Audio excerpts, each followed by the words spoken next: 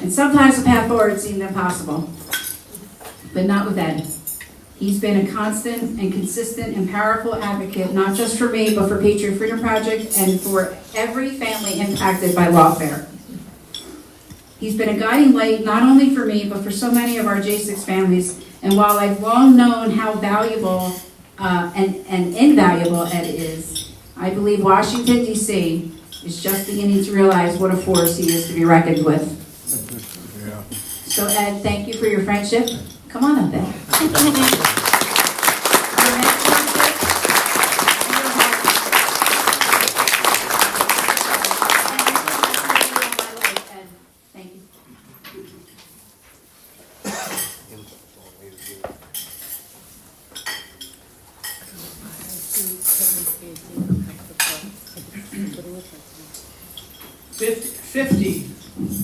50 years ago, a little bit more than 50 years ago, all of the establishment in America, in Washington, was united against the citizens.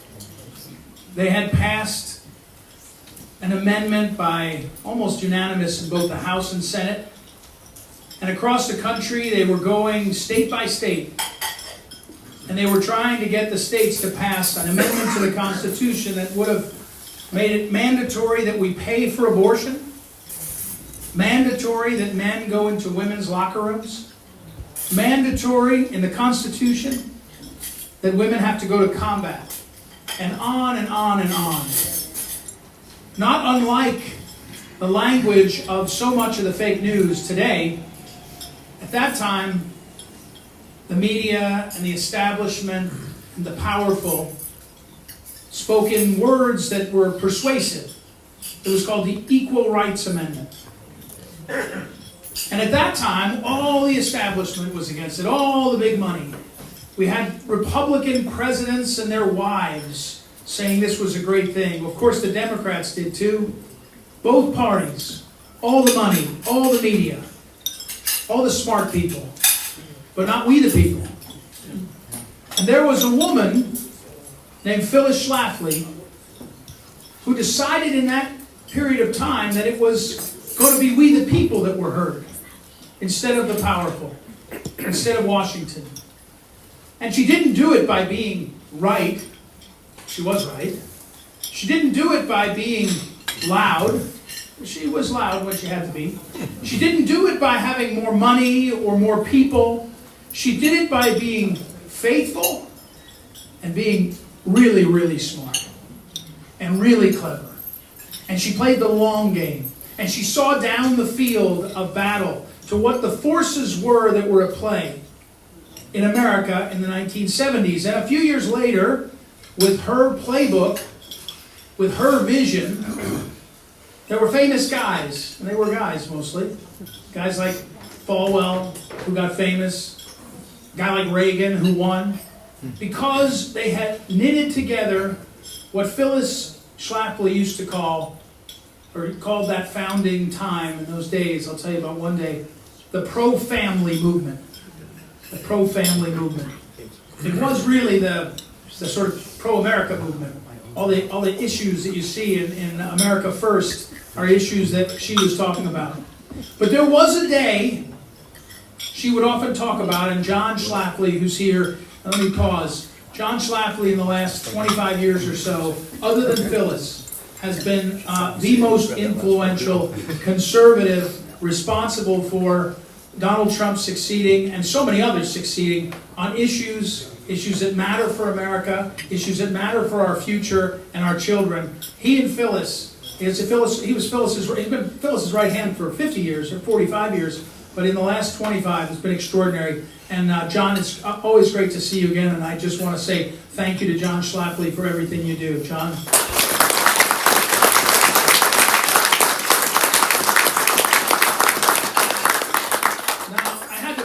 Like that because I'm now going to say things that may or may not be actually factually accurate, and John will be standing in the back correcting my inaccuracies afterwards, because I believe it was just over 50 years ago, and I believe that it was when Phyllis and Kathleen Sullivan is here, I'll mention her in a moment, But I believe it was when Phyllis had said, we're going to stop the ERA from being ratified in Illinois. And she had gathered together the Catholics and the Jews and the Mormons and some of the Protestants, but the Baptists hadn't come in yet. The Baptists were holding out because at that time, a lot of Americans, you might recognize this, fought over who was going to heaven, or maybe we could say today, whose political party was right, or who had this or that. And Phyllis knew that what was at stake transcended any party, it transcended any religious affiliation. It was about the future of our families. And so on that Illinois day, the Baptists came in, and they came in buses. Back then in the 70s, the Baptists were particularly good at buses. And they bust in, and the buses came, and that day became the pro-family movement that beat the ERA. Ronald Reagan in his private journal said, Phyllis Schlafly came by to visit. She's got a lot of plans, and she's got a lot of smarts. They knew that one woman gathered together we the people and beat the ERA when everybody expected it to be successful.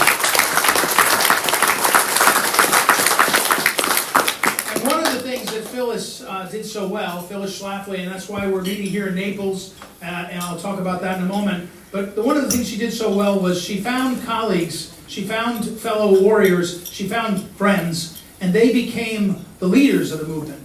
And one of those early friends was Kathleen Sullivan, who in the 1970s helped beat ERA, and then in the 1980s helped protect the pro-life plank in the Republican platform, and the 1980s also started herself the abstinence education movement, which swept Illinois and the country and has had great success in Collier County, and on and on and on, including during the last months of Phyllis's life, Kathleen, who was herself widowed, was with Phyllis.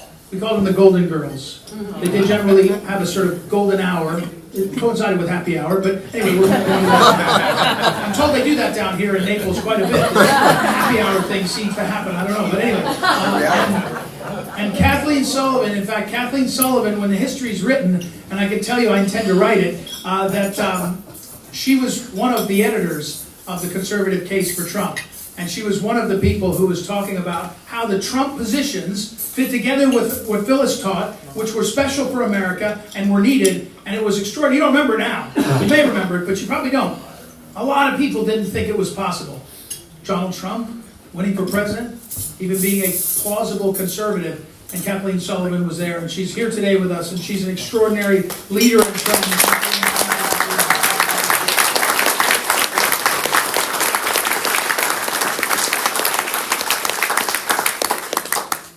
So my encouragement today is that you take what happened in the last few years and what's happening today and turn it into efforts together.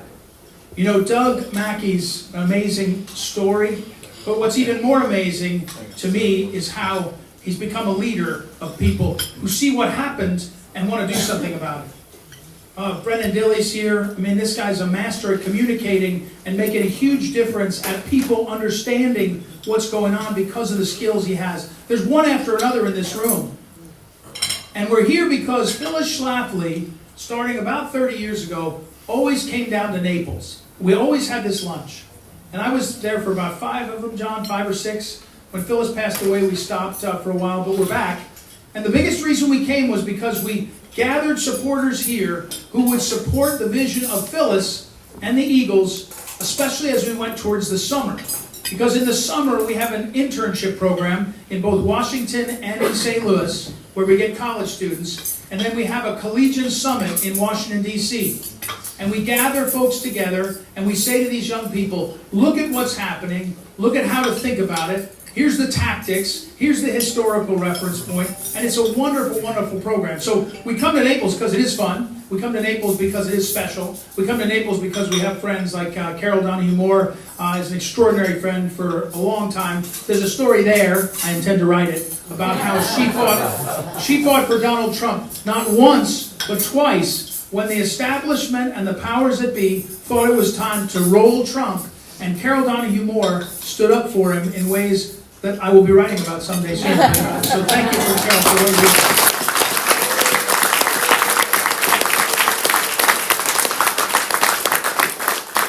So first, my first message is find ways that you can build the communities that can fight back, that can make a difference. And sometimes, I hope it's the Phyllis Schlafly Eagles. That's a big one, down here in Naples, across the country. But also the Patriot Freedom Project and Doug Mackey. Whatever it is, be encouraged. Be encouraged. This morning I was over at Ave Maria School of Law. I had the chance to meet Mr. Monahan, Tom Monahan, and he's the founder of that school, an extraordinary guy, he and his wife. And as we talked about it, he talked about how much he was interested in getting his students good jobs and finding ways into the fray and finding ways to go forward. And it was extraordinary. Then I met with some of the students, and there were 25 or so students. And they're there and they're studying law and they want to go out and serve in some way. Find the way that you can serve. Find the way that you can build community and be encouraged. And one of the things that I said to those students was, if you're at Ave Maria, it's a Catholic school, and a lot of images of John Paul the Great. And Pope John Paul II, during his pontificate, he used the phrase, be not afraid, a lot. Be not afraid. Well, Tim can tell you, it's not easy to be not afraid when you're faced with jail and solitary confinement, these other men.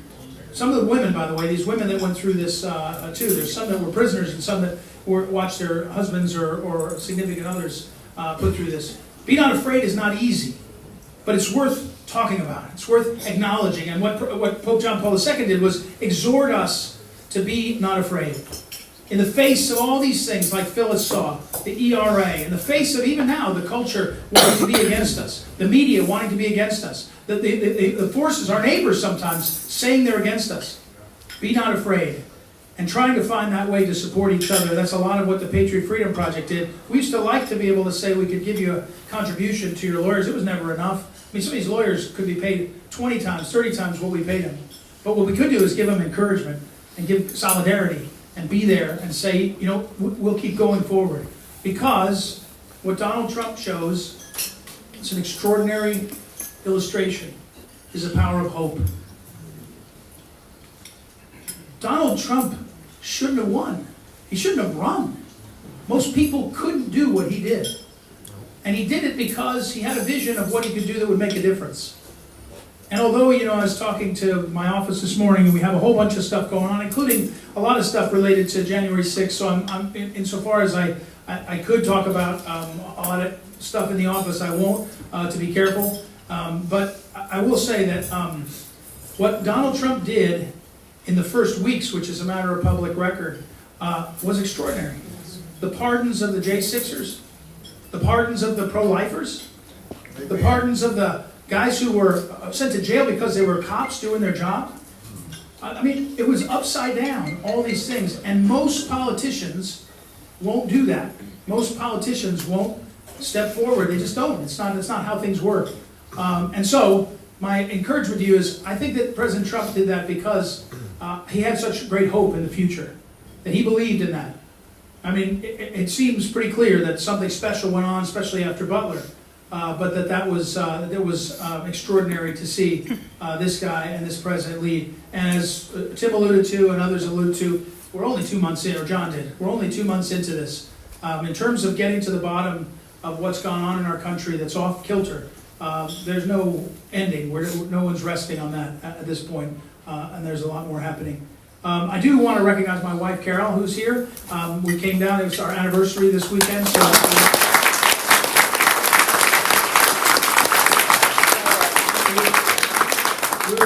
We were both happy to be away from our children. Oh no, we weren't happy the whole time. I'll finish by saying about that that so many of our families, the J6ers, we saw the impact on families, and they'll never recover. They'll never recover. Their lives were turned upside down, and that really it was truly an evil period. People reveling in doing damage to families and damage to individuals. And it needs to be named. We shouldn't shy away from naming. We shouldn't shy away from how terrible that was. Franklin Delano Roosevelt, some say he was a good president. I've never studied him much. I have my own opinions of some of the expansion of government. But he does have one blight that will go down in history.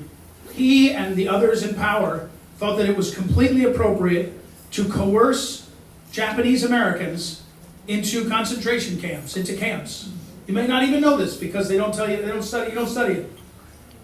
They were so afraid during World War II that they took American citizens, you might recognize this, American citizens, slapped a name on them, and put them into camps.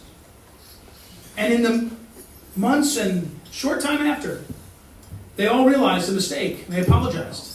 And they spent the rest of their lives, Franklin Delano Roosevelt passed away, of course, during his presidency, but the Attorney General at the time, the other leaders at the time, spent the rest of their lives apologizing for the mistake they made, for what they did to American citizens.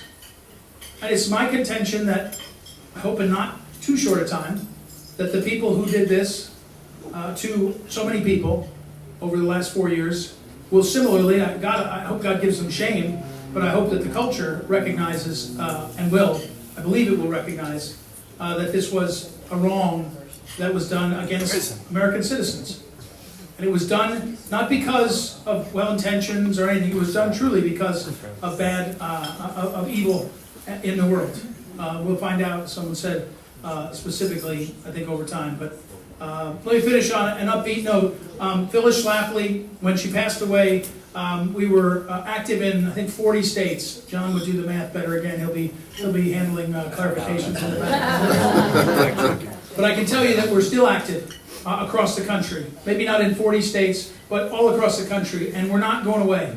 And Phyllis left a vision that is about America being great and special. And not just because America's great and special, that's good, but because it's great and special for our families and for individuals. And so when you have opportunities or need or want to participate, please work with the Phyllis Schlafly Eagles. You can find find them on, it's hard to say, find them online, and you can speak to some of our team that is here, especially John Schlafly. So thank you all. No matter what you do, I hope you'll consider, I was pleased that Doug mentioned it, we have to pray. We have to pray more, pray without ceasing for each other and for what's going on, and especially for our president. So thank you all for being here, for your support of all this work, and thank you, Cynthia, for, as always, doing a great job. Thank you. God bless.